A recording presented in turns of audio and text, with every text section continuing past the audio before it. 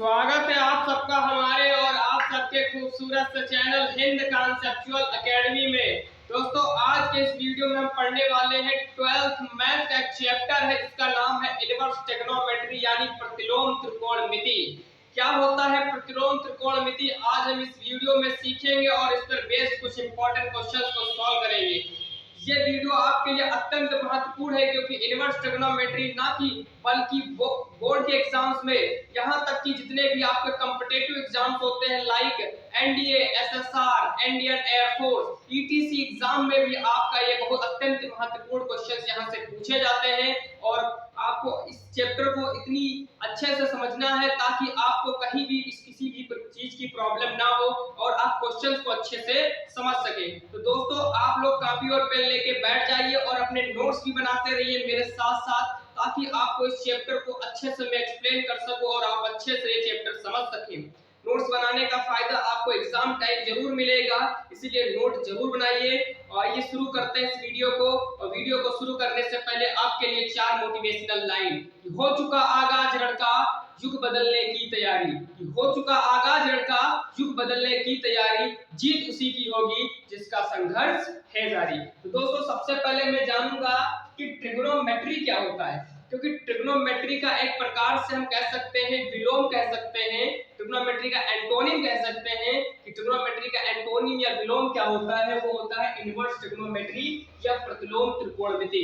तो दोस्तों आप लोगों ने पहले से ट्रिग्नोमेट्री हल्की फुल्की जरूर पढ़ रखी होगी।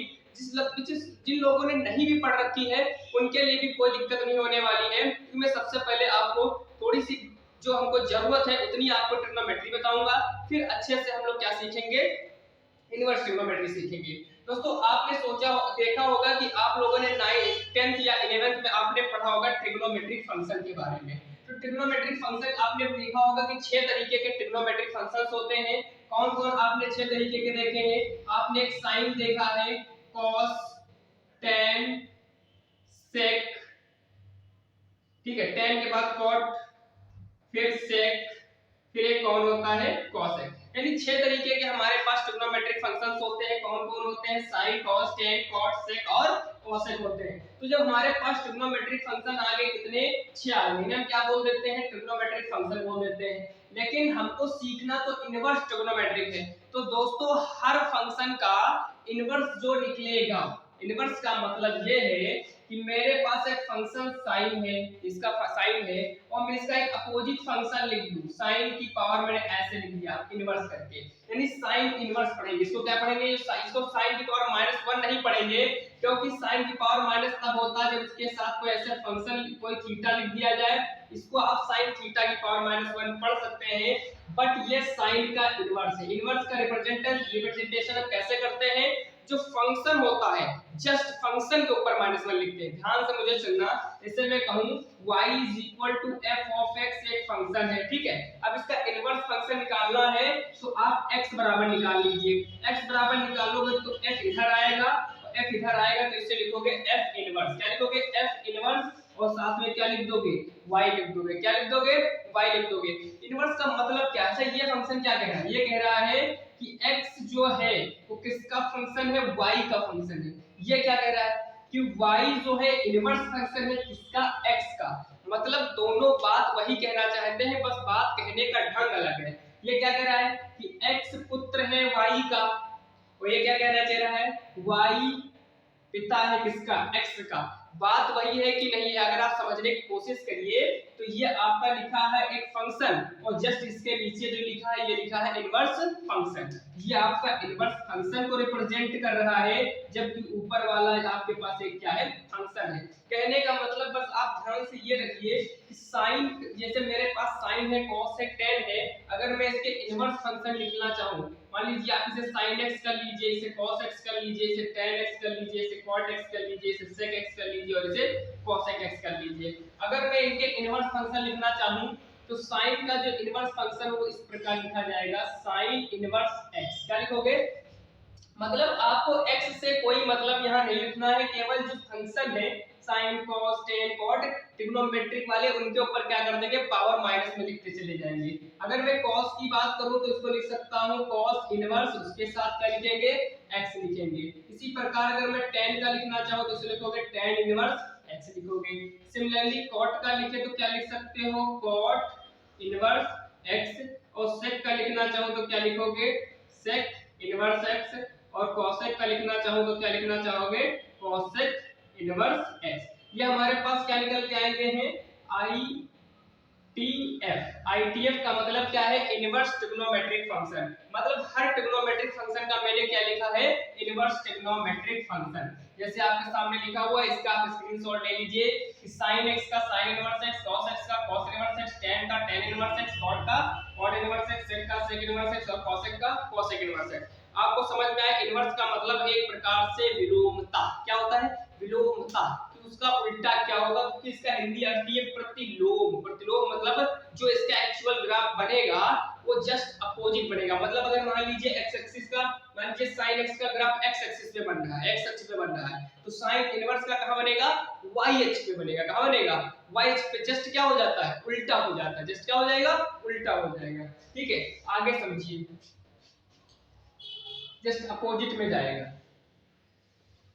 आगे इस पे बेस्ड क्वेश्चन सब क्या पूछे जाते हैं, तो सबसे पहले मैं बता दूं स्टार्टिंग में जो आपकी एक्सरसाइज है उसमें केवल आपसे प्रिंसिपल वैल्यू पूछी जाएगी। सबसे पहले क्या पूछी जाएगी प्रिंसिपल वैल्यू। मैं आपके बता दूं मान लो मेरे पास एक कोई फंक्शन है y बराबर fx, मान लो कोई फंक्शन ट्रिग्नोमेट्रिक फंक्शन है, ऐसे मैं एग्जांपल के मान लेता हूं कि ये मेरे पास कोई ट्रिग्नोमेट्रिक फंक्शन है। तो इसके पास दो तरह की वैल्यू होती है, एक तो जनरल वैल्यू जिसे हम जीवी वैल्यू या जनरल वैल्यू ऑफ थीटा आपने फर्स्ट ईयर में पढ़ रखा है, और एक इसके पास होती है प्रिंसिपल वैल्यू यानी पीवी। पीवी का मतलब है प्रिंसिपल वैल्यू, जीवी का मतलब है जनरल वैल्यू।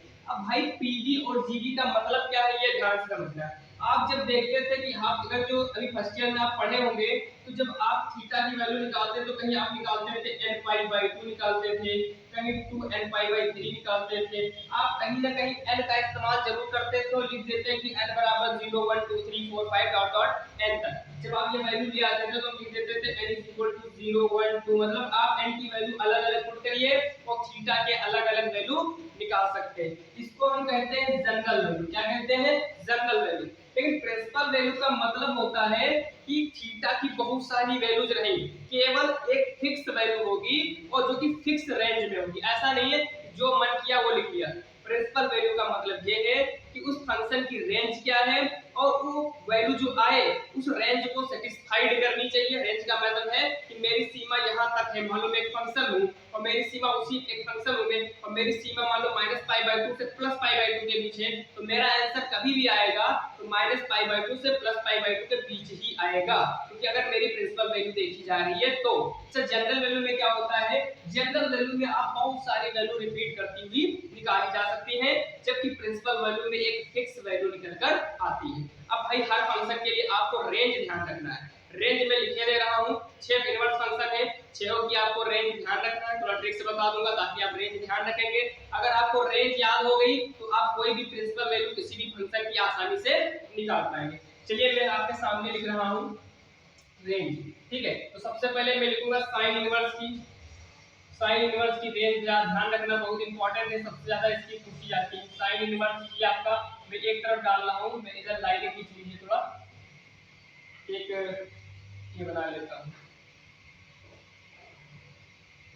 मैं एक में लूंगा आईटीएफ फंक्शन, मतलब आईटीएफ का मतलब आप समझ लेना इनवर्स ट्रिग्नोमेट्रिक फंक्शन, और एक में ले रहा हूं रेंज। एक में क्या लिखोगे रेंज, इधर क्या लोगे आईटीएफ मतलब इनवर्स ट्रिग्नोमेट्रिक फंक्शन, इसमें क्या लिखोगे रेंज। ये आपको टेबल थोड़ी ध्यान होनी चाहिए। पहला ट्रिग्नोमेट्रिक फंक्शन आपको पता है कौन सा होता है साइन इनवर्स। कौन सा होता है inverse trigonometric function sine inverse. X भी लिख सकते हो आप, साइन इनवर्स भी लिख सकते हो, कोई दिक्कत वाली बात नहीं है। ठीक है, इसकी रेंज क्या होती है, इसकी रेंज आपको ध्यान रखना है क्लोज ब्रैकेट में -π/2 से +π/2। अब बोलोगे सर आप क्लोज ब्रैकेट क्यों बोल रहे हो, तो क्लोज ब्रैकेट का मतलब है कि आप -π/2 भी ले सकते हैं, +π/2 भी ले सकते हैं और इसके बीच की भी वैल्यू ले सकते हैं। दो तरह के ब्रैकेट होते हैं, एक हम पढ़ते हैं ओपन ब्रैकेट और ब्रैकेट होते हैं, और एक है जनरली पढ़ेंगे क्लोज ब्रैकेट। दो तरह के ब्रैकेट पढ़ेंगे हम यहाँ, एक पढ़ेंगे क्लोज ब्रैकेट, इसे हम क्लोज ब्रैकेट कहते हैं, इसे हम ओपन ब्रैकेट कहते हैं। क्या मतलब होता है ओपन ब्रैकेट, ओपन ब्रैकेट में अगर आप मान लीजिए दो नंबर लिखे हैं और ए और बी, तो आपने क्लोज ब्रैकेट में भी दो नंबर इसका मतलब क्या है कि क्लोज ब्रैकेट ये कहता है कि आप ए का भी इस्तेमाल कर सकते हैं, बी का भी इस्तेमाल कर सकते हैं और इसके बीच की भी वैल्यू को इस्तेमाल कर सकते हैं। लेकिन ओपन ब्रैकेट क्या कहता है कि ना तो आप ए को इस्तेमाल कर सकते हैं, ना तो आप बी को इस्तेमाल कर सकते हैं, केवल और केवल आप इनके बीच की वैल्यू को इस्तेमाल कर सकते हैं। ध्यान से समझ में आया होगा कि क्या होता है ओपन ब्रैकेट और क्या होता है क्लोज ब्रैकेट। तो मैं कहने वाला हूं कि sin इनवर्स x की जो रेंज होती है वो -π/2 से +π/2 होती है। मतलब sin इनवर्स x की वैल्यू जो आंसर कभी भी प्रिंसिपल वैल्यू आएगी वो हमेशा इसी के बीच में आएगी। मैं इसमें एक चीज और जोड़ सकता हूं, पीवी रेंज। पीवी रेंज का मतलब है प्रिंसिपल वैल्यू रेंज, इसमें भी लिख सकते हो पीवी रेंज। ये कौन सी रेंज है? PV range. दोस्तों ध्यान से जरा समझना, 6 इनवर्स फंक्शन है, 6 की आपको वैल्यू याद होनी चाहिए ताकि आसानी से क्वेश्चन आप सॉल्व कर सकें। दूसरा कौन सा होता है?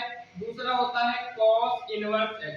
cos इनवर्स x की अगर मैं रेंज लिखना चाहूं तो वो होती है 0 से पाई, क्लोज ब्रैकेट में 0 से पाई। ब्रैकेट का मतलब आप समझ पाए होंगे। तीसरा होता है tan इनवर्स। तीसरा कौन होता है? tan inverse x। इसका क्या होता है? इसका होता है -π/2 से +π/2। कहां से कहां तक होता है? -π/2 से +π/2। लेकिन काहे में होता है? ओपन ब्रैकेट में। काहे में होता है? ओपन ब्रैकेट में। मैंने आपको बता दिया है कि इस ब्रैकेट को हम क्लोज ब्रैकेट कहते हैं और इस ब्रैकेट को ओपन ब्रैकेट कहते हैं। क्लोज ब्रैकेट का मतलब ये की वैल्यू ले सकते हैं, इसके बीच की भी ले सकते हैं। ओपन का मतलब है केवल इसी के बीच की लेंगे। अगला कौन सा होता है फंक्शन? अगला होता है cot इनवर्स। अगला कौन सा होता है? cot inverse x। cot inverse x की रेंज क्या होती है? इसकी होती है 0 से पाई। कहां से? 0 से पाई होती है। अगला कौन सा होता है? अगला होता है sec इनवर्स। कौन सा होता है? sec inverse x। इसकी रेंज कहां से कहां तक होती है? इसकी रेंज याद रखना 0 से पाई होती है, लेकिन एक कंडीशन है कि आपको π/2 नहीं लेना है। कौन सा नहीं लेना है? π/2 नहीं लेना है। आप कहोगे सर cos इनवर्स x की और sec इनवर्स x की सेम है। हाँ सेम है, इसकी भी 0 से पाई, इसकी भी 0 से पाई है, लेकिन sec इनवर्स में एक रिस्ट्रिक्शन है कि π/2 आपको नहीं लेना है। π/2 नहीं लेना है। तो फिर अगला कौन सा आ जाएगा? अगला आता है आपका cosec इनवर्स x। कौन सा? cosec inverse x। cosec inverse x की अगर मैं बात करूं तो इसकी सर रेंज क्या होती है? तो इसकी रेंज होती है -π/2 से +π/2। लेकिन एक कंडीशन है, इसमें क्या नहीं लेना है? 0 नहीं लेना है। अगर आप ध्यान से देखो तो इन दोनों का एवरेज कितना आएगा? मतलब 0 और पाई का एवरेज अगर निकालो तो कितना आएगा? π/2 ही तो आएगा। मतलब इन दोनों का एवरेज नहीं लेना है। एवरेज मतलब π/2 नहीं लेना है। इन दोनों का अगर एवरेज लो तो 0 आएगा, तो -π/2 में +π/2 जोड़ोगे 0, यानी कि इस केस में cosec इनवर्स केस में 0 अगर कहीं बन रहा होगा तो वो वैल्यू प्रिंसिपल वैल्यू नहीं रही होगी। किसकी? cosec इनवर्स x की। उम्मीद करता हूं आपको ये बात समझ में आई होगी। अभी 2-4 क्वेश्चन लेंगे, आपको अच्छे से समझ में आ जाएगा। इतने का आप स्क्रीनशॉट या नोट कर लीजिए जल्दी से। चलिए अब हम इस पे कुछ क्वेश्चन देखते हैं। कुछ हम फंक्शंस लेते हैं जिनकी आपको क्या निकालना है? प्रिंसिपल वैल्यू निकालना है। क्या करना है? प्रिंसिपल वैल्यू निकालना है। ठीक है, इतना नोट करने के बाद हम कुछ क्वेश्चन लेते हैं ताकि अच्छे से समझ में आ जाए और आपको पहली एक्सरसाइज में कोई दिक्कत ना हो। ठीक है दोस्तों, चलिए क्वेश्चन नंबर 1 क्या कहता है, जल्दी से नोट करिए फट से। क्वेश्चन नंबर 1 कहता है फाइंड द, नंबर 1 कहता है, क्वेश्चन नंबर 1 क्या कहता है? निम्नलिखित के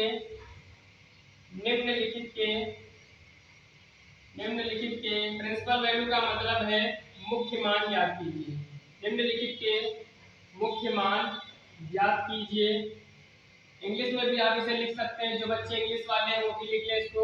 find the principal value of, find the principal value of the following. ठीक है, पीवी का मतलब है प्रिंसिपल वैल्यू निकालना है। पहला क्वेश्चन क्या है? फर्स्ट पार्ट आपका है साइन इनवर्स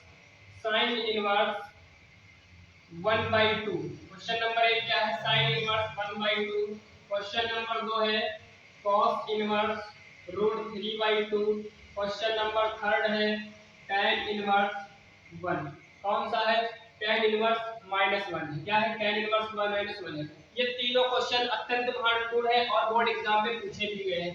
बहुत आसान है, जिसकी प्रिंसिपल वैल्यू निकालनी है आप उसे कुछ भी मान सकते हैं। मान लीजिए मैं इसे y मान लेता हूँ, let y is equal to, माना y is equal to sin inverse 1/2। जो भी क्वेश्चन दिया रहेगा आप उसे y लेट कर सकते हैं, थीटा लेट कर सकते हैं, कुछ भी लेट करते हैं, xyz जो आपका मन हो मान लीजिए। आपको पता है कि इनवर्स फंक्शन की प्रॉपर्टी होती है, जब भी ये बराबर के इधर उधर जाता है, मान लीजिए हमारे पास sin x है, ये बराबर y है, ये इधर जाएगा तो इनवर्स में हो जाएगा और इनवर्स से फिर वापस आएगा तो फिर से ही हो जाएगा। कहने का मतलब ये है, ये इनवर्स फंक्शन है, ये बराबर के इधर आ जाएगा तो ये क्या हो जाएगा, sin y हो जाएगा। तो sin y की वैल्यू कितनी हो जाएगी, 1/2 हो जाएगी। अगर इसकी वैल्यू 1/2 हो जाएगी, अब आप ही बताइएगा कि 1/2 sin में किसकी वैल्यू होती है, तो आप कहोगे सर sin 30 की वैल्यू होती है 1/2, लेकिन हमको रेडियन में निकालना है। इसे काहे में, रेडियन में। तो sin 30 का मतलब क्या है, 30 को अगर रेडियन में बदलना है तो काहे से मल्टीप्लाई करोगे, पाई/1 80 से, 0 से 0 कटा, 3 3 18, यानी sin पाई/6 की जो वैल्यू है वो कितनी होती है, 1/2 होती है। रेडियन में बदलने के लिए हमेशा हम पाई/180 से गुणा कर देते हैं डिग्री को रेडियन में बदलने के लिए। sin 30 डिग्री की वैल्यू 1/2, 30 को 180 से मल्टीप्लाई किया तो पाई/6 निकल के आ गया। मतलब sin में 1/2 वैल्यू किसकी होती है, पाई/6 होती है। ठीक है, आपको पता है। अब हमको देखना ये है, क्या ये वैल्यू जो है, जो y की वैल्यू, रूट साइन और साइन तो सेम हो गया, इसको आप ध्यान से देखो, ये भी साइन है, ये भी साइन है, ये हट जाएगा। लेकिन अभी हम डायरेक्टली हटाएंगे नहीं, हम देखेंगे कि y की वैल्यू निकलना क्या चाहती है। अगर साइन साइन हटा भी देते हो तो आपको पता है y की वैल्यू क्या निकल के आएगी, पाई/6 निकल के आएगी। क्या ये हमारी प्रिंसिपल वैल्यू है, चेक कर लेते हैं।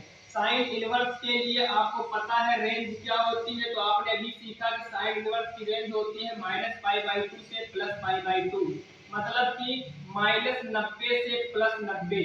आपको पता है ये पाई/6 का मतलब 6 या 18, 180 पाई की वैल्यू रखोगे 30 डिग्री आ रहा है, मतलब y की वैल्यू क्या आ रही है, 30 डिग्री आ रही है। क्या 30 डिग्री -90 और प्लस के बीच 90 नहीं के बीच नहीं होगा, बिल्कुल होगा। अगर इसके बीच होगा तो यही हमारा क्या है, राइट आंसर है। यही क्या हो गया, हमारा राइट आंसर हो गया। अगर ये इसके बीच नहीं आता तो यहाँ से हम कुछ ब्रेक करते, कुछ ब्रेक करने का मतलब इसे तोड़ने का प्रयास करते, और तोड़ करके जब तक ये रेंज में वैल्यू नहीं आ जाती तब तक इसको हम सॉल्व करते। उम्मीद करता हूँ ये आपको पार्ट समझ में आया होगा। अगर समझ में आया है तो आप इसको नोट कर सकते हैं, ये आपका आंसर हो गया। ठीक है, मतलब आसान बहुत होता है, कोई दिक्कत वाली बात नहीं है। यहाँ तक नोट करिए, फिर एक और क्वेश्चन देखते हैं, cos इनवर्स √3/2 को सॉल्व करते हैं। ठीक है, यहाँ तक नोट कर लीजिए, स्क्रीनशॉट ले लीजिए। अगला क्वेश्चन का अगला पार्ट क्या कह रहा है कि आपको प्रिंसिपल वैल्यू निकालनी है, किसकी निकालनी है, तो प्रिंसिपल वैल्यू निकालनी है cos इनवर्स √3/2 की। ठीक है, हमको इतना बताइए, सबसे पहले हम क्या करें, तो आप कहोगे let y is equal to, मान लीजिए cos इनवर्स √3/2 मान लीजिए। अब सबसे पहले क्या करोगे, cos इनवर्स को y की तरफ लाना है, y तरफ मतलब LHS साइड लाना है। अगर इसको LHS साइड लाओगे तो ये इनवर्स में ना होकर के केवल हो जाएगा cos y, यानी cos y इक्वल टू कितना हो जाएगा, √3/2 हो जाएगा। अब आपको बताना है कि cos में √3/2 किसकी वैल्यू होती है, तो कहोगे सर cos 30 की वैल्यू जो होती है वो √3/2 होती है, लेकिन मैं कहूंगा मुझे डिग्री में नहीं रेडियन में बताओ, तो मैं कहूंगा रेडियन में बताने के लिए इसको काहे से मल्टीप्लाई करोगे, पाई/180 से करोगे।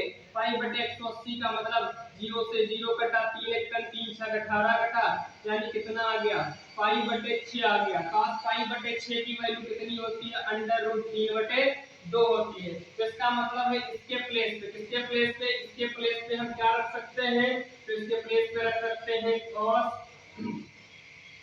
पाई/6 रख सकते हैं। अब देखो दोनों तरफ cos बढ़ गया है, ये दोनों हट जाएंगे, लेकिन हटाने से पहले हमको देखना है क्या ये y की वैल्यू cos की रेंज में आ रही है। भाई cos इनवर्स की एक फिक्स रेंज है, अगर ये y की वैल्यू उसके अंदर आ रही होगी तो हमारा यही राइट आंसर हो जाएगा।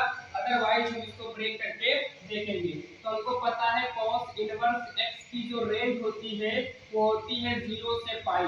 0 से पाई का मतलब है 0 से 180 और ये आया है पाई बाई 6। पाई बाई 6 का मतलब है 30 डिग्री। क्या 0 और 180 के बीच 30 नहीं आएगा? बिल्कुल आएगा। तो दोनों तरफ से y और cos हट गया तो यहाँ से y बराबर कितना आ जाएगा बच्चा? तो y बराबर आ जाएगा पाई बाई 6। मतलब इस क्वेश्चन की जो प्रिंसिपल वैल्यू होगी वो कितनी हो जाएगी? पाई बाई 6 हो जाएगी। कितनी हो जाएगी? पाई बाई 6 हो जाएगी। उम्मीद करता हूँ आपको ये भी बात अच्छे से समझ में आई होगी। अगर आ रही हो तो वीडियो को लाइक, दोस्तों के साथ चैनल को शेयर करें और चैनल को सब्सक्राइब करें, बेल आइकन को जरूर दबाएं ताकि आने वाली मेरी सारी वीडियो की नोटिफिकेशन मिले सबसे पहले आपको। चलिए क्वेश्चन नंबर लास्ट जो थर्ड पार्ट है ये भी सॉल्व करके देखते हैं क्या कहता है क्वेश्चन। यहाँ तक का आप स्क्रीनशॉट ले सकते हैं, बिल्कुल स्क्रीनशॉट ले लीजिए, फट से ले लिया। चलिए क्वेश्चन नंबर थर्ड क्या कहता है, इसका थर्ड पार्ट सॉल्व करके देखते हैं। थर्ड पार्ट हमको दिया गया है, थर्ड पार्ट को भी हम लेट कर लेते हैं। Let y is equal to कितना? tan इनवर्स -1 दिया गया है। देखिए -1 से घबराने की कोई जरूरत नहीं, बिल्कुल माइनस केवल आपको बेवकूफ बनाने के लिए है, बाकी कुछ भी नहीं है। अब बताओ, अगर ये मैंने y लेट कर लिया, आप tan इनवर्स को आप y की तरफ लाओगे तो tan y हो जाएगा। कितना हो जाएगा? tan y हो जाएगा। अब बचेगा कितना? इधर बचेगा -1। आपको माइनस देखने की बिल्कुल जरूरत नहीं है। आप बताओ कि tan में 1 किसकी वैल्यू होती है? तो कहोगे सर tan 45 की वैल्यू यानी tan 45 डिग्री की वैल्यू हमने 1 पढ़ रखी है। मैं कहूंगा रेडियन में बताओ, तो अब तो आप तुरंत बता दोगे कि इसे हम tan पाई बाई 4 भी कह सकते हैं और इसकी वैल्यू कितनी होगी? 1 होगी। कहने का मतलब ये है अगर मैं माइनस एक क्षण के लिए भूल जाऊं तो मैं इसकी जगह ये tan y रहेगा और इस 1 के प्लेस में मतलब माइनस को ऐसे ही लगा रहने देंगे और 1 के प्लेस पे हम लिख सकते हैं tan 45 यानी tan पाई बाई 4 लिख सकते हैं। अब बताओ, यहाँ पास है tan प्लस का, यहाँ पास tan है माइनस का, क्या दोनों हट सकते हैं? अभी नहीं हट सकते। क्यों नहीं हट सकते हैं? कंडीशन है कि दोनों तरफ सेम ट्रिग्नोमेट्री फंक्शन होंगे तभी वो आपस में हटेंगे। काट मत देना, कटते नहीं है, केवल हटते हैं ऑटोमेटिकली। तो इधर से क्या बचेगा? इधर से बचेगा tan y। और दोस्तों बताओ, आपने पढ़ा होगा कि tan माइनस थीटा, मतलब अगर tan के अंदर माइनस में कोई चीज आ जाए तो वो माइनस हमेशा कहाँ आ जाता है? उस tan के बाहर आ जाता है। ये प्रॉपर्टी आप पढ़ रखे होंगे कि tan अगर माइनस थीटा हो तो उसका माइनस क्या है? बाहर आ जाता है। दोस्तों अगर अंदर का माइनस tan बाहर फेंक देता है तो क्या माइनस बाहर का माइनस अंदर नहीं ले सकता? बिल्कुल ले सकता है। अगर ले सकता है तो बताओ, यहाँ से मैं ये माइनस अंदर कर दूं तो क्या मैं इसे लिख सकता हूँ tan माइनस पाई बाई 4? क्या लिख सकता हूँ? tan माइनस पाई बाई 4 लिख सकता हूँ कि नहीं लिख सकता हूँ? तो बिल्कुल लिख सकता हूँ। अगर लिख सकता हूँ, दोनों तरफ tan और tan बन चुका है।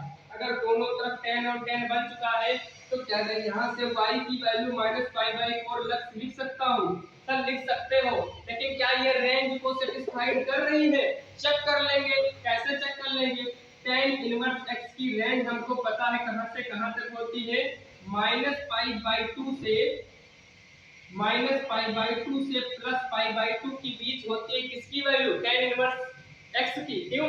क्योंकि लेकिन मैंने ओपन ब्रैकेट में लिखा, इसका मतलब है कि माइनस पाई बाई 2 मतलब माइनस 90 और प्लस 90 नहीं लेना है, इसी के बीच लेना है। तो क्या भाई माइनस 45 इसके बीच नहीं आएगा? 100% आएगा। तो यही क्या हो जाएगी? यही क्या हो जाएगा? हमारा आंसर हो जाएगा। यही क्या हो जाएगा? हमारा आंसर हो जाएगा। उम्मीद करता हूं आपको तीनों पार्ट अच्छे समझ में आए होंगे। अब मैं इस पे कोई एक अच्छा क्वेश्चन लेता हूं जो आपको एग्जाम में देखने को मिलेगा। चलिए नेक्स्ट क्वेश्चन इसी पे हम नोट करते हैं और अत्यंत महत्वपूर्ण क्वेश्चन है। कौन सा क्वेश्चन है? लिखना है आपको, निम्नलिखित के मुख्य मान ज्ञात कीजिए। कैसे प्रकार है और दो क्वेश्चन, इसमें दो पार्ट है। ठीक है, आप इसको नोट कर लीजिए। क्वेश्चन नंबर सेकंड में आपको दो पार्ट देखने को मिलेंगे और दोनों पार्ट आपको हो सकता है थोड़ा कंफ्यूज करें, लेकिन मैं आपको कंफ्यूज होने नहीं दूंगा क्योंकि आप बस मेरे चैनल के साथ जुड़े रहिए। क्योंकि ये चैनल नहीं, ये परिवार है आप लोगों का। चैनल नहीं, ये क्या है? परिवार है, वो भी आप लोगों का। वैल्यू निकालनी है cos इनवर्स -1/2 की और एक क्वेश्चन इसी पर बेस्ड है, वैल्यू निकालनी है sec इनवर्स 2/√3। sec inverse 2/√3। ये दो क्वेश्चन आपको सॉल्व करने हैं जिनकी कौन सी वैल्यू निकालनी है दोस्तों, प्रिंसिपल वैल्यू। हमने आपको अभी तक प्रिंसिपल वैल्यू में क्या सिखाया कि सबसे पहले जिसकी प्रिंसिपल वैल्यू निकालनी है उसको हम y लेट कर लेते हैं। क्या लेट कर लेते हैं, y लेट कर लेते हैं। अगर हम इसको y लेट कर लेंगे तो ये cos इनवर्स इधर आएगा और क्या हो जाएगा, ये cos y हो जाएगा। अगर ये cos y हो जाएगा तो इधर बचेगा -1/2। क्या बचेगा, -1/2 बचेगा। अब बताओ cos में 1/2 किसकी वैल्यू होती है। अब आप जान गए होंगे कि मैं तुरंत बता दूंगा रेडियन में इसकी वैल्यू किसकी होती है। ये cos में इसकी वैल्यू होती है cos 60 की, और cos 60 का मतलब है cos π/3। क्या होता है, cos π/3। तो मैं इसमें लिख सकता हूँ -cos π/3। क्या लिख सकता हूँ, -cos π/3। मतलब एक दिक्कत अब ये हो गई कि यहाँ भाई cos प्लस का है, ये cos लगभग माइनस का है। अगर ये माइनस प्लस का फंक्शन ये दिक्कत कर रहा है तो इसका मतलब है कि एक दूसरे से हटेंगे नहीं, और हटेंगे नहीं तो y की वैल्यू हमको मिलेगी नहीं। तो कहोगे सर क्या cos में भी ऐसा होता है कि cos का माइनस जो होता है वो बाहर आ जाता है, तो ऐसा नहीं है। cos में माइनस खा जाता है। अब भाई जब cos में माइनस खा जाता है तो ये फिर माइनस अंदर रहा नहीं होगा। तो cos में क्या होता है, जब cos में वो प्रॉपर्टी नहीं लगेगी जो हमने पीछे प्रॉपर्टी लगाई है। क्यों नहीं लगेगी, क्योंकि भाई हमने बताया कि tan में क्या होता है, माइनस बाहर भी आ जाता है और अंदर भी चला जाता है। लेकिन cos में माइनस बाहर नहीं आता है, cos माइनस को खा जाता है। तो मतलब ये वाला यहाँ पर रूल नहीं लगेगा। तब सर क्या करेंगे, तब हम क्या करेंगे, इसको ब्रेक करेंगे। या तो आप 180 प्लस माइनस थीटा कर लीजिए या आप 360 प्लस माइनस थीटा कर लीजिए। लेकिन 360 में इसलिए नहीं जाएंगे क्योंकि आपको पता है कि अभी cos की हमने रेंज बताई है 0 से पाई।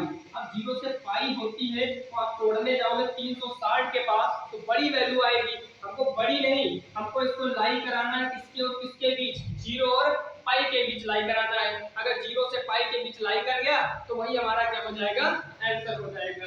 चलिए तो कैसे ब्रेक करेंगे जरा ये समझते हैं, कैसे इसको ब्रेक करेंगे। तो ब्रेक करने का सिंपल सा तरीका है कि हम cos y को टच नहीं करेंगे, cos y को cos y ही रहने देंगे। और यहाँ से जो माइनस cos y है, माइनस इसको हम लिख सकते हैं cos पाई माइनस π/3। तो सर ये कैसे लिख दिए, आपने पढ़ा होगा cos 180 माइनस थीटा क्या होता है, माइनस cos थीटा होता है। अगर ये माइनस दे सकता है तो इसको अगर अपोजिट लिख दे 180 करके लिखे तो फिर से माइनस खा जाएगा। कहने का मतलब ये है अगर माइनस को हटाना है तो 180 माइनस कर दो, और अगर माइनस लाना है तो 180 पहले से दिया होगा तभी तो माइनस आ गया होगा। तो मैं इसको क्या किया हूँ, बैक कर दिया हूँ। बैक कैसे कर दिया हूँ, 180 माइनस थीटा, इसको आप ओपन करोगे यही निकल के आ जाएगा। चाहे आप अपना कॉन्सेप्ट लगा के देख सकते हैं क्योंकि आपने ये चीजें वैल्यू 10th और 11th में ही निकाल चुके हैं। ठीक है, तो यहाँ से हमको क्या मिल गया, यहाँ से cos y मिल गया। 3 एकम 3 में से 1 पाई गया, कितना पाई, 2π/3 बचा। अब बताओ cos और cos सेम हो गया, हट गया, यहाँ से आ गया 2π/3। 2π/3 को अगर मैं डिग्री में देखना चाहूँ कितना होगा तो मैं यहाँ देख सकता हूँ कि 2/3 और पाई का मतलब 180। 3 एकम 3, 3 छक 18 यानी 6 दूनी 12 यानी कितना, 120 डिग्री। इसका मतलब ये कितना है, 120 डिग्री। क्या cos की वैल्यू 0 से 180 होती है, बिल्कुल। cos इनवर्स x की वैल्यू कहां से कहां होती है, 0 से पाई। 0 से पाई का मतलब 0 से 180। क्या ये 0 से 180 में नहीं आएगा, बिल्कुल आएगा। तो यही क्या हो जाएगी, प्रिंसिपल वैल्यू हो जाएगी ऑफ द गिवन क्वेश्चन। इसकी गिवन क्वेश्चन की ये क्या हो जाएगी, प्रिंसिपल वैल्यू हो जाएगी। आप ये इंपॉर्टेंट लगाइए, ये क्वेश्चन कई बार एग्जाम में पूछा गया है। यहाँ तक उम्मीद करता हूँ आपको कोई दिक्कत नहीं होगी। आप तुरंत स्क्रीनशॉट ले लीजिए, फट से ले लिए स्क्रीनशॉट। चलिए बहुत बढ़िया, बहुत सही, बहुत अच्छा, गुड। चलिए अब क्वेश्चन नंबर हम सेकंड पार्ट की तरफ देखते हैं। सेकंड पार्ट हमारा क्या कहता है और उसे इसी की मदद से सॉल्व करने का प्रयास करते हैं। दोस्तों सबसे पहले मुझे ये बताइए कि sec इनवर्स x की प्रिंसिपल वैल्यू क्या होती है। तो मैंने अभी आपको लिखाई कि sec इनवर्स x की प्रिंसिपल वैल्यू होती है 0 से पाई। लेकिन एक कंडीशन है कि आपको π/2 नहीं लेना है। π/2 क्या करना है, नेगलेक्ट कर देना है, उससे आप प्रिंसिपल वैल्यू में नहीं लेंगे। अगर फंक्शन कौन सा होगा, sec इनवर्स के फॉर्म का होगा। 0 से पाई तो रेंज होगी, लेकिन उसमें एक वैल्यू ऐसी है जो अगर आती भी है तो आपको वो नहीं लेनी है। कौन नहीं लेनी है, π/2 नहीं लेनी है। ठीक है, तो सबसे पहले हम लेट करेंगे, जैसे लेट करते हैं y कितना लेट करेंगे, sec इनवर्स 2/√3 लेट कर लेंगे। इसको लेट करने के बाद क्या करेंगे, सेक इनवर्स को इधर लाएंगे तो हो जाएगा sec y is equal to 2/√3। क्या हो जाएगा, 2/√3 हो जाएगा। अगर ये 2/√3 हो जाएगा तो आप बताइए कि सेक में किसकी वैल्यू होती है। तो आप कहोगे सर ये वैल्यू तो हमको नहीं ध्यान आ रही, लेकिन हमको ये पता है कि cos 30 की वैल्यू होती है √3/2। अगर मैं इसका उल्टा कर दूं तो ये हो जाएगा sec 30। अगर आप इसको उल्टा करोगे तो ये हो जाएगा 2/√3। मतलब किसकी वैल्यू होती है, sec 30 की वैल्यू होती है कौन, √2/√3। कौन होता है, 2/√3 की वैल्यू कितनी होती है, sec 30। sec 30 को अगर मैं रेडियन में बदलना चाहूं तो sec π/6 की वैल्यू होती है 2/√3। ये आपको अच्छे से आना चाहिए, ये आपको बिल्कुल अच्छे से आना चाहिए, तभी आप इस क्वेश्चन की धज्जियां उड़ा पाएंगे। तो 2/√3 की प्लेस पे हम लिख सकते हैं sec π/6। क्या लिख सकता है बच्चा, sec π/6 लिख सकता है। अगर sec π/6 लिख सकता है, अगर मैं यहाँ से देखूं तो y की वैल्यू π/6 आना चाहता है, क्या सेक इनवर्स की वैल्यू के अंदर π/6 लाई करेगा, बिल्कुल बच्चा 100% करेगा, क्योंकि इसकी रेंज होती है 0 से 180। और हमारा आया कितना है, y की वैल्यू आई कितनी है, π/6। π/6 का मतलब बच्चा कितना, 30 डिग्री। और 30 डिग्री क्या सेक इनवर्स की रेंज नहीं होती है, बिल्कुल होती है। क्या 30 डिग्री सेक इनवर्स की रेंज नहीं होती है, बिल्कुल होती है, क्योंकि हमको पता है सेक इनवर्स की रेंज कितनी होती है।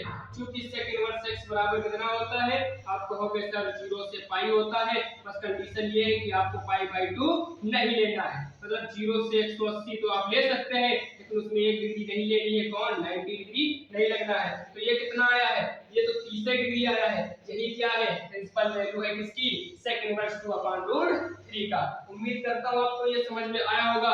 अब आपको वो क्वेश्चंस की तरफ बढ़ा रहा हूं जिसमें बच्चा बहुत कंफ्यूज होता है, और ये हर एग्जाम में बार-बार कंपटीशन में पूछा जाता है। बहुत इंपॉर्टेंट क्वेश्चन है, आपको ये क्वेश्चन बिल्कुल ध्यान से करना है तो ऑब्जेक्टिव टाइप की क्वेश्चन, बिल्कुल नॉर्मल सा क्वेश्चन है, लेकिन मैं आपको इसमें ऑप्शन नहीं दूंगा।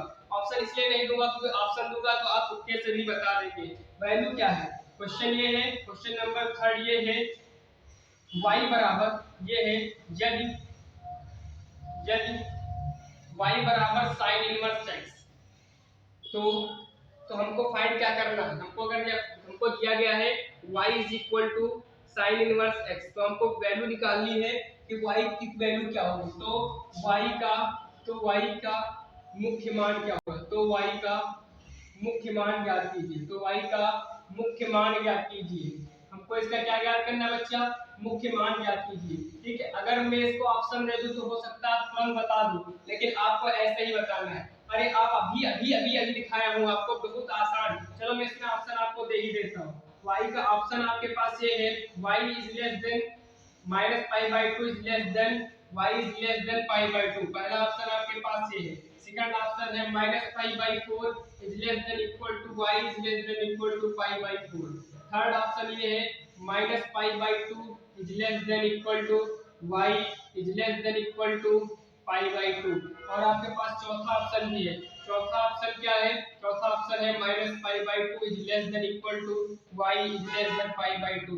आपको बताना है कि इस y की जो प्रिंसिपल वैल्यू वो क्या होगी यदि फंक्शन sin इनवर्स x हो। आप तुरंत जान गए होंगे, बहुत बच्चे तुरंत इसका आंसर लगा दिए होंगे कि सर इसका थर्ड ऑप्शन इज राइट है। बिल्कुल, मैं पूछूंगा क्यों राइट है, अरे बच्चा कहेगा सर अभी आपने बताया कि sin इनवर्स x की जो प्रिंसिपल वैल्यू होती है वो -π/2 से +π/2 के बीच होती है। कहोगे सर -π/2 से +π/2 वाले तो तीन ऑप्शन है, तो आपने वो क्यों नहीं लिए। अरे इसका बच्चा ध्यान से दे, ये इक्वल टू नहीं लगा है, जबकि इसका मतलब नहीं ये भी क्लोज ब्रैकेट क्या कहता है, ये भी ले सकते हो, ये भी ले सकते हो, और इसके बीच के भी ले सकते हो, लेकिन ये वाला ऑप्शन ऐसा नहीं कह रहा है। आप कहोगे सर ये तो बिल्कुल भी नहीं है, ये तो काट ही दीजिए। बचा थर्ड और फोर्थ। थर्ड में एक तो कह रहा है, एक कह रहा है, लेकिन एक नहीं कह रहा है, तो ये भी ऑप्शन कट हो जाएगा। ऑप्शन सही कौन होगा बच्चा, वो केवल थर्ड ऑप्शन सही होगा, क्योंकि थर्ड ऑप्शन में उसने कहा है बिल्कुल कंडीशन को सेटिस्फाइड करने वाला ऑप्शन दिया है, इसलिए इसका आंसर क्या हो जाएगा, third option is the right answer of this question. चलिए इस वीडियो का हम लास्ट क्वेश्चन लेते हैं, अत्यंत इंपॉर्टेंट है वो क्वेश्चन। हम मिलते हैं फिर नेक्स्ट वीडियो में कुछ अत्यंत महत्वपूर्ण प्रश्नों के साथ। इनवर्स ट्रिग्नोमेट्री की धज्जियां जब तक नहीं उड़ा देंगे तब तक हम रुकने वाले हैं नहीं। चलिए देखते हैं कि लास्ट क्वेश्चन क्या है। बहुत इंपॉर्टेंट क्वेश्चन है, बस ध्यान से सुनना, बिल्कुल मजा आने वाला है क्वेश्चन में। ऐसे क्वेश्चन आपको एग्जाम में बहुत ज्यादा देखने को मिलते हैं। क्वेश्चन नोट करिए, find the value of question ये है, क्वेश्चन नंबर 4 है, निम्न का मान ज्ञात कीजिए। निम्न का मान ज्ञात कीजिए। निम्न का मान ज्ञात कीजिए। इंग्लिश में लिखना चाहे बच्चे लिखिए find the value of following. Question बहुत जानदार है दोस्तों, मजा आ जाएगा बिल्कुल क्वेश्चन देख के। क्वेश्चन बिल्कुल आपने जो पढ़ा है बस उसी पे बेस्ड है। tan inverse 1 plus cos inverse -1/2 plus sin inverse -1/2। हमको बताना है कि इसकी वैल्यू क्या होगी। अरे बच्चा बहुत आसान है, बहुत आसान क्वेश्चन है, क्योंकि हमने तुमको जो स्टार्टिंग में सिखाया है बस वही कॉन्सेप्ट लगाना है। बस उसने बेवकूफ बना दिया है कि यहाँ पर तीनों फंक्शन को उसने क्या कर दिया है, जोड़ दिया है। कुछ नहीं करना है, चाहो तो आप क्या करना, आपको क्या करना है, चाहो तो आप इसकी प्रिंसिपल वैल्यू अलग निकाल लो, इसकी प्रिंसिपल वैल्यू अलग निकाल लो, इसकी प्रिंसिपल वैल्यू अलग निकाल लो, और तीनों की वैल्यूज को हम क्या कर दें, जोड़ दें। क्या हमको क्वेश्चन का आंसर नहीं मिल जाएगा? अरे बिल्कुल बच्चा मिल जाएगा, क्योंकि उसने बेवकूफ खाली बनाया है, तीन इनवर्स फंक्शन को जोड़ दिया है और उसने कहा इसका आंसर क्या होगा। हमको कुछ करना ही नहीं है, तीनों की अलग अलग निकाल ले या एक साथ निकाल ले, आंसर सेम आएगा। चलिए हम एक साथ करते हैं, आप चाहे तो अगर आपको दिक्कत हो तो आप अलग अलग निकाल करके जोड़ सकते हैं। ठीक है, तो सबसे पहले आपको पता है tan इनवर्स 1 की अगर मैं डायरेक्ट लिखना चाहूं यहाँ तो आप कहोगे tan इनवर्स 1 की प्रिंसिपल वैल्यू क्या होगी, तो आप कहोगे tan इनवर्स को ऐसे लिखा रहने दीजिए। 1 में 1 tan में किसकी वैल्यू होती है, तो आप कहोगे tan π/4 की। ठीक है, लिख लो tan π/4। अगर आप cos इनवर्स को cos इनवर्स रहने दीजिए। अच्छा माइनस से मतलब मत रखिए, अभी माइनस से हमको कोई मतलब नहीं है, हमको मतलब किससे है, 1/2 से। tan और ये cos में 1/2 किसकी होती, तो आप कहोगे cos 60 की, और cos 60 का मतलब है cos π/3। cos 60 का मतलब क्या है, cos π/3। सिमिलरली अगर मैं इसकी बात करूं sin इनवर्स, इसकी बात करूं sin इनवर्स की बात करता हूं, तो sin इनवर्स में माइनस भूल जाओ, और 1/2 किसकी वैल्यू होती है, sin π/3 की। किसका, sin π/6 की। किसकी होती है, sin π/6 का मतलब है sin 30 डिग्री की 1/2 होती है। आपको माइनस से भी कोई मतलब नहीं है। अगर रेंज में दिक्कत करेगा तो माइनस को खत्म करेंगे, अगर रेंज में दिक्कत नहीं करेगा तो माइनस को हम बाहर लिख लेंगे। ठीक है, अच्छा बताओ क्या tan इनवर्स ये वाली मैं tan इनवर्स से tan को हटाऊं या ना हटाऊं। तो पहले मैं रेंज देख लेता हूं tan इनवर्स की क्या होती है, तो वो होती है -10 -π/4 से -π/2 से +π/2। मतलब इसी के बीच तो 45 आएगा, आएगा कि नहीं आएगा, बिल्कुल आएगा। तो इसका मतलब है ये प्रिंसिपल वैल्यू है। क्या है, ये प्रिंसिपल वैल्यू है, तो tan इनवर्स से tan हट जाता है। याद रखना हमेशा tan इनवर्स हो उसके बगल में tan सेम फंक्शन हो तो ये हमेशा हट जाते हैं, एक दूसरे से क्या हो जाएंगे, हट जाएंगे। ऐसे ही मान लो sin इनवर्स लिखा हो, sin थीटा लिखा हो, ये हट करके क्या देंगे, थीटा देंगे। ऐसे ही मान लो cos इनवर्स cos थीटा लिखा हो, ये हमेशा क्या देंगे, थीटा देंगे। मतलब कोई फंक्शन की उसी के इनवर्स से अगर हम मल्टीप्लाई करते हैं, मतलब कोई फंक्शन ले और उसी का इनवर्स फंक्शन लिखे, तो उन दोनों का आपस में मल्टीप्लिकेशन वही थीटा वापस निकल कर आ जाता है। ठीक है, ये बात आप ध्यान रखिएगा कि इनवर्स का इनवर्स एक दूसरे को कैंसिल आउट कर देते हैं, मतलब इसी फंक्शन का इनवर्स एक दूसरे को क्या कर देते हैं, कैंसिल आउट कर देते हैं। तो यहाँ से tan इनवर्स से tan हटेगा तो बच्चा क्या बचेगा, तो बचेगा π/4 बचेगा। क्या ये वैल्यू कंडीशन में आएगी, अगर मैं cos इनवर्स से cos को हटाना चाहूं तो आएगा -π/3, और जबकि cos की रेंज होती है 0 से π, यानी ये इसके बीच आएगा ही नहीं। तो क्या करेंगे, वही 180 माइनस थीटा करेंगे। क्या करेंगे, 180 माइनस थीटा करेंगे। चलिए इसको 180 माइनस थीटा अगर मैं लिखूं तो क्या लिख सकता हूं, तो इसे लिख सकता हूं cos inverse cos 180 minus theta.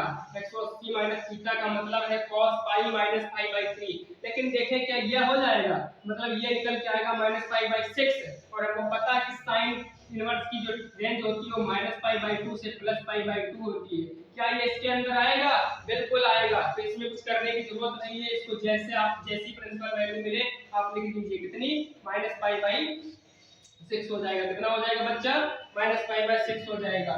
अब मैं क्या करता हूँ, पाई बाई 4 को और माइनस पाई बाई 4 को एक पास कर लेता हूँ। अच्छा पाई बाई 6 को एक पास कर लेता हूँ। अच्छा ध्यान से देखना, 3 एकतन 3 और 2 पाई बाई 3, 2 पाई बाई 3 का मतलब 120 डिग्री। 120 डिग्री जो होता है वो 0 से 180 बीच के आता है, यानी हमारी प्रिंसिपल वैल्यू इसकी क्या हो जाएगी, cos इनवर्स -1/2 की प्रिंसिपल वैल्यू क्या हो जाएगी, तो कहोगे सर 120 डिग्री हो जाएगी। 120 डिग्री का मतलब है 2 पाई बाई 3। 120 डिग्री का मतलब क्या है, 2 पाई बाई 3 बच्चा है। चलिए अब इसका एलसीएम ले लीजिए। इन दो तीनों का एलसीएम कितना होगा, 4 6 3 का एलसीएम होगा 12। कितना होगा, 12 एलसीएम होगा।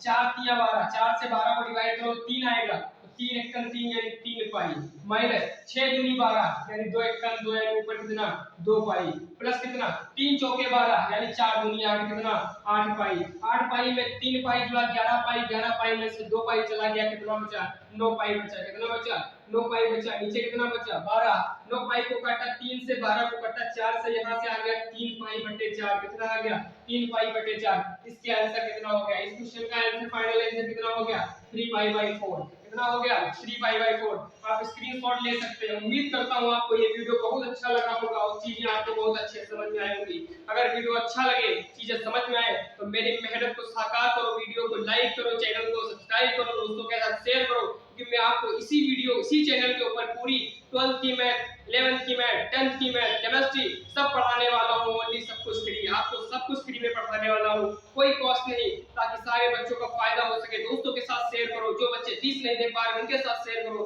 ताकि वो इस वीडियो को देखें और ज्यादा से ज्यादा नॉलेज इकट्ठा करें और समाज को और हमारे भारत देश को आगे विश्व में भी विश्व गुरु बनाने में मदद करें मिलते हैं नेक्स्ट वीडियो में तब तक के लिए जय हिंद।